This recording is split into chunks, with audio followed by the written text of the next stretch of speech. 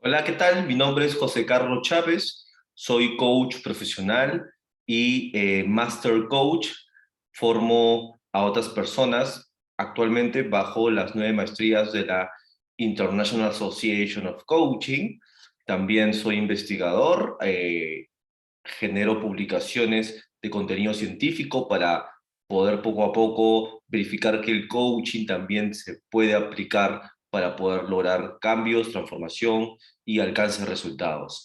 Muy bien, entonces vamos a contarte un poco sobre la historia del coaching y los diferentes enfoques o filosofías que hay detrás del coaching. Ojo, no hay que confundir lo que se llama tipos de coaching, ¿sí? Que enfoques. Primero vamos a hablar sobre los enfoques y de ahí vamos a hablar sobre los tipos de coaching, ¿sí? ¿Ok? Muy bien. Entonces, ¿cómo se origina el coaching profesional? Bueno, tendríamos que retroceder hasta los siglos XV y XVI, ¿sí? En el tiempo, vamos a retroceder en el tiempo. Había una ciudad húngara llamada Cox, donde se empezó a desarrollar una nueva tecnología de carruajes, ¿ya? ¿Por qué? Porque tenía una cómoda suspensión, que eso permitía que el caballo pueda llevar carga, ¿no? De una forma más eficiente y más eficaz, es decir, más efectivo, ¿sí? En lo que son tiempos. Y las cargas no tenían, digamos, no sufrían ningún tipo de maltrato, ¿ok? Y esto hizo que ese carruaje se volviera muy popular en el tiempo, entre los siglos XV y XVI. Y se empezó a usar como transporte habitual, exactamente entre Budapest y Siena, ¿ok? Ese carruaje se empezó a llamar Coxysecker, ¿ok? Es una palabra que para designarle a este carruaje especial, ¿no? Eh, entonces, pasa que se empieza a popularizar en toda Europa. Entonces, la palabra Coxysecker empieza a, digamos, transformarse según el dialecto, según el idioma que, digamos, iba llegando este carruaje. Por ejemplo, en Italia, ¿no? En España, ¿no? Idiomas más latinos, más latín, ¿no?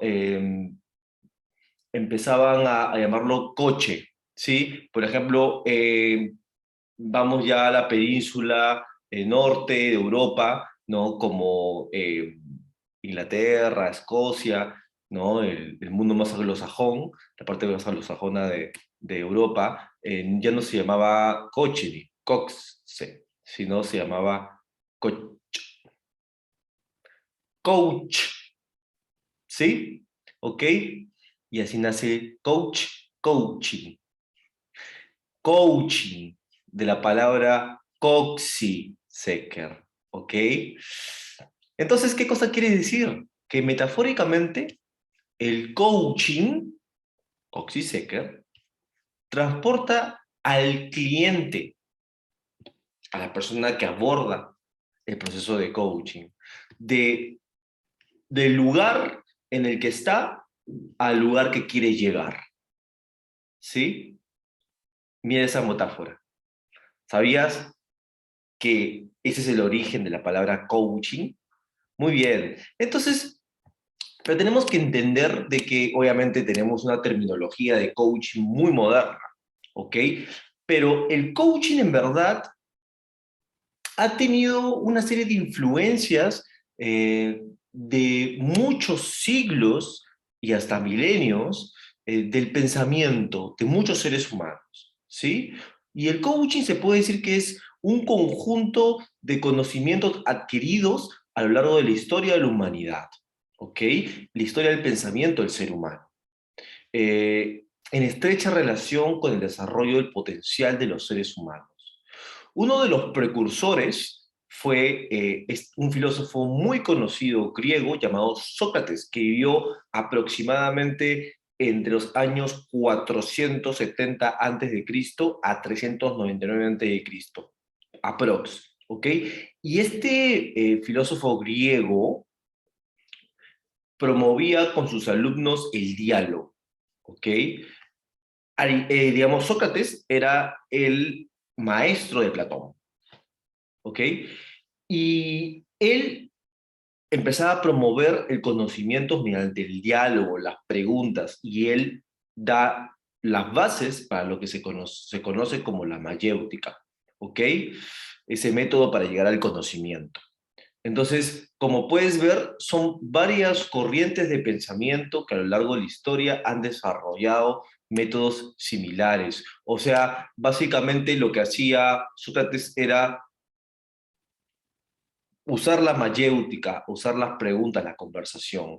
Él decía, yo no te puedo enseñar nada, solo puedo ayudarte a buscar el conocimiento dentro de ustedes, lo cual es mucho mejor que traspasarte mi poca sabiduría. ¿Ok? Para que tengan idea. Entonces, indudablemente, el coaching tiene un origen filosófico griego, ¿sí? El coaching moderno.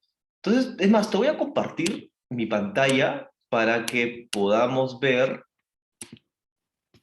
eh, ¿dónde vienen estas fuentes? Entonces tenemos las corrientes filosóficas, como te comenté, ¿no? La filosofía griega clásica, la mayéutica, la conversación de Platón, Sócrates, Aristóteles.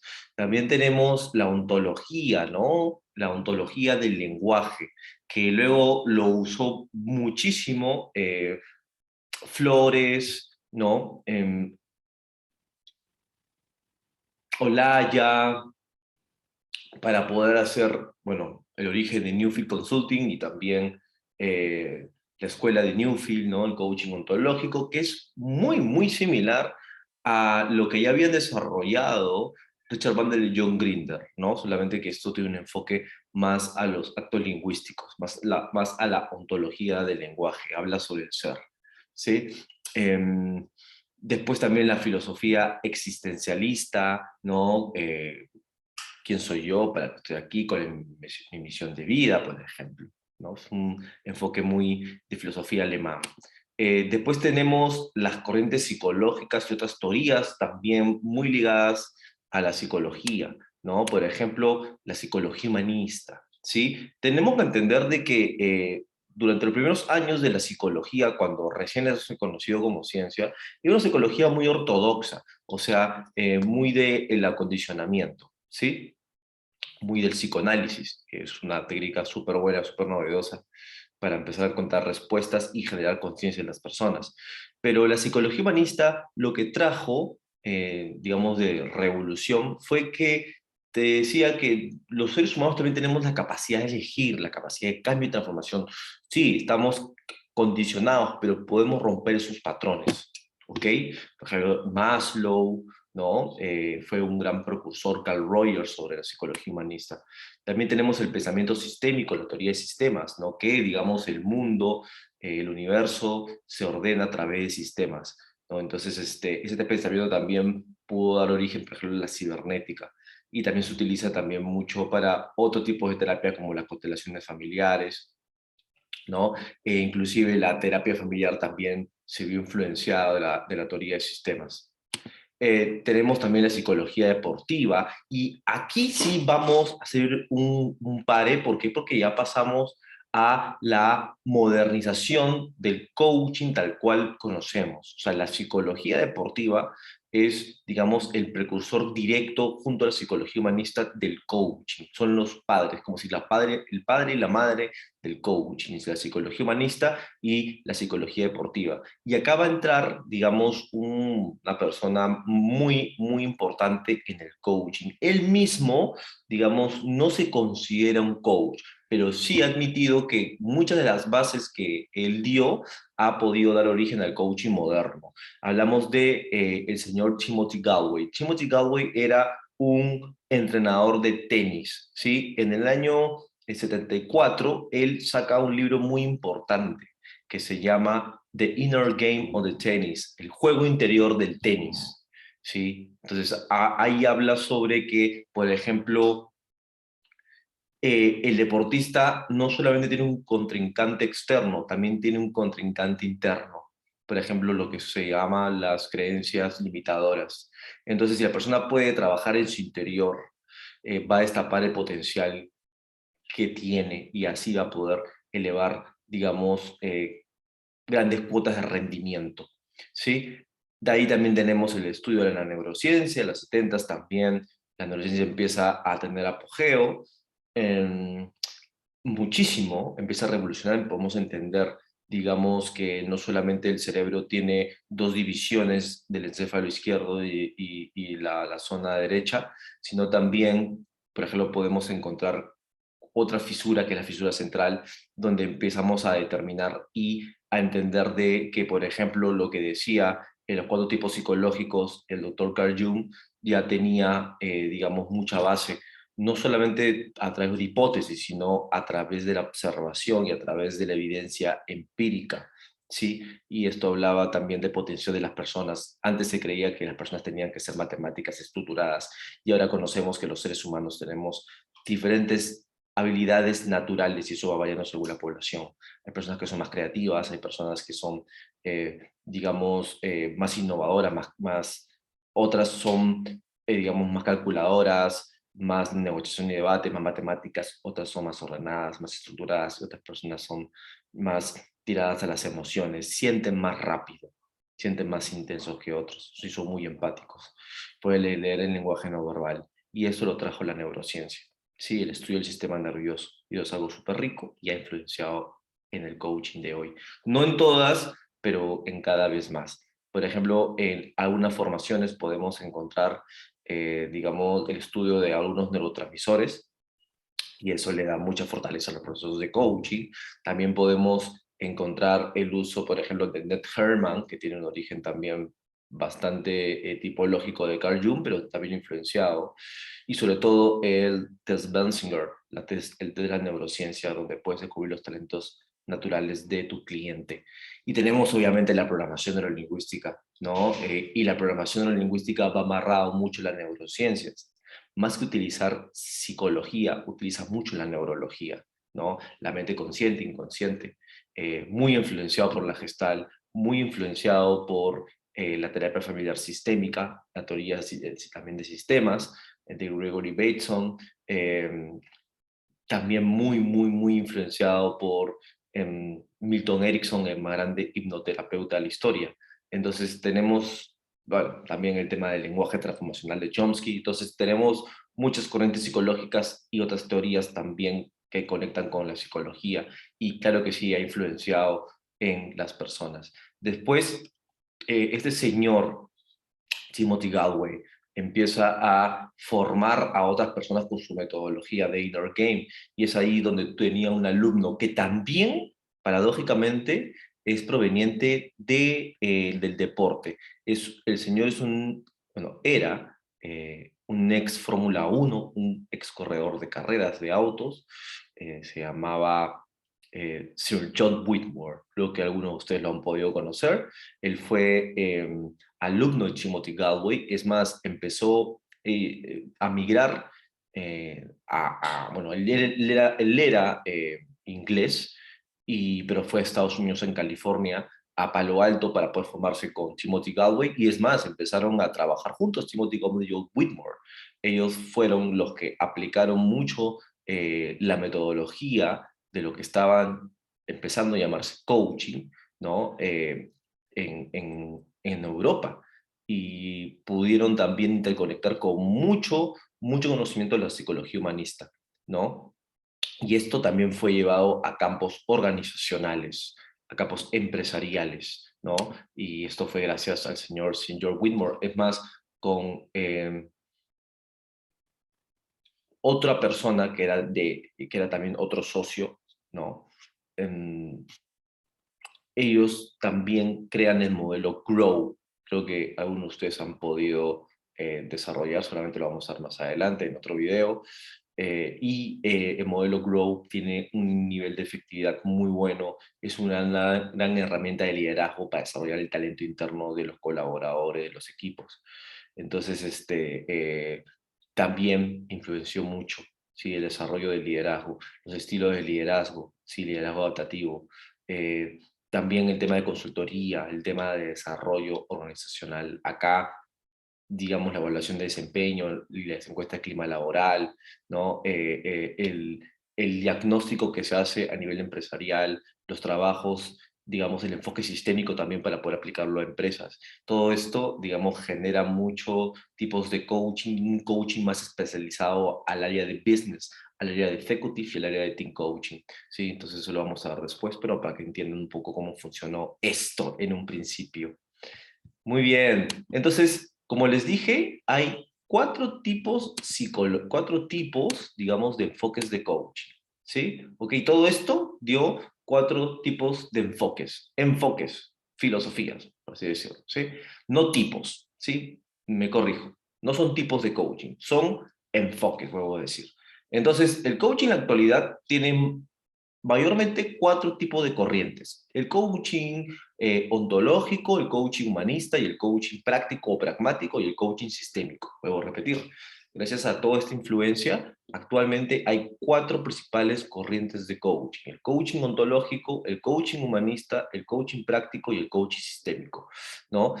Algunas personas pueden llamar al coaching sistémico coaching antropológico, pero es muy similar, o sea, estamos hablando del 80-90% que es el mismo modelo, así que no se confundan.